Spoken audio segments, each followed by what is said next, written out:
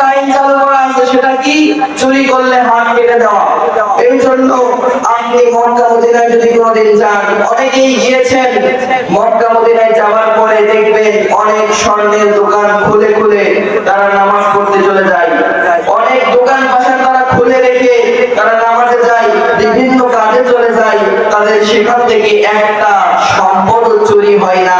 কিন্তু আমাদের বাংলাদেশে আপনি যদি একটা আন্ডার প্যানও রেখে দেন, সেটাও মনে হয় চুরি হয়ে যাবে। এটাই হচ্ছে আমাদের বাংলাদেশ। এই বাংলাদেশের কোনো দাম কোনো দেশেই নাই।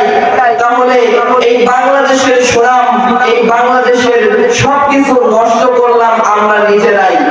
এই জন্য বাংলাদেশের সম্মান আনতে হলে আমাদেরকে বাংলাদেশে একটা কিতাব মানতে হবে। সেই কিতাবের নাম কি? আল কোরআন।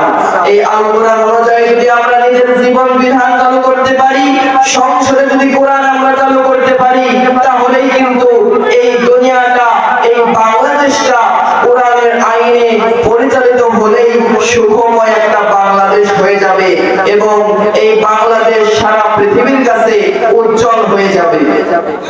এই বাংলাদেশে বিশ্বের সব বড় বড় হাফেজ আছে, বিশ্বের সব বড় বড় কারি আছে, যেমন নাজমুস সাকিব, আবু রায়হান।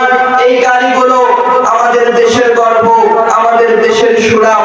কিন্তু এত গর্ব থাকার পরেও, এত সুনাম থাকার পরেও আমাদের দেশেই কিন্তু কোরআনের আইন চালু নাই।